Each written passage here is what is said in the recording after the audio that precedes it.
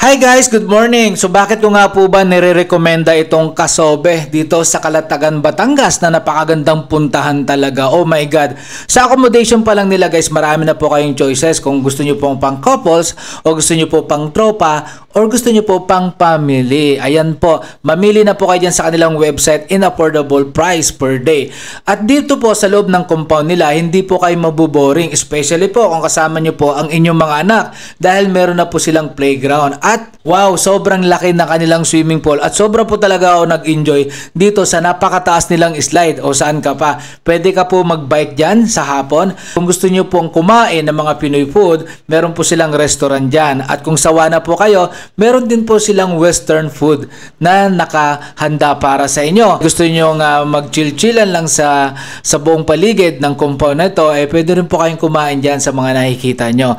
At guys, ang ganda po talaga dito, syempre, yung sunrise nila at the same time yung sunset. Sobrang lawak po talaga at mag-enjoy po kayo lalo dito sa gabi dahil ng ganda-ganda po ng pailaw ng Casobe.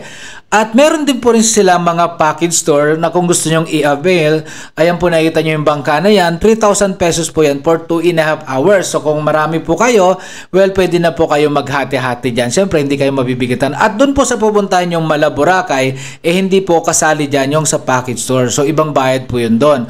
At kung sakali man po na kayo po ay may mga tropang mahilig mag-basketball, meron na rin pong na-provide dito sa loob ng kanilang compound. At grabe guys, yung experience ko talaga dito sa mga staff, sobrang ambabait nila. Shout out po dito sa babaeng naghatid sa akin at talagang nag-asikaso mula nung dumating ako at umalis. Nakalimutan ko lang yung pangalan niya. Sobrang accommodating po nila, sobrang ambabait po talaga nila at tatanungin talaga nila kung ano pa yung kailangan mo. Guys, hoping na nagustuhan nyo itong travel ko dito sa Calatagan, Batangas, dito nga po sa Aquaria or Kukunman po yan.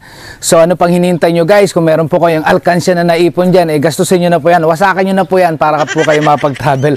Charot lang po, wag nyo pong gagawin yan. Mag-travel lang po kung meron po kayong extra money na talagang alam nyo po na pwede nyong panggastos dahil kapag po kayo ay mutang para lang mag-travel, nakapag-relax nga po kayo, pero pagdating nyo at bumalik kayo sa katotohanan, babayaran nyo po yan. So wag nyo pong gagawin yan. Shout out po sa lahat po ng aking mga followers, especially po sa lahat po ng aking mga kababaryo dyan sa isla ng Ilin at Tambulong. Always thank God sa lahat ng blessings na natatanggap natin, and of course, enjoy your life because life is too short. Bye!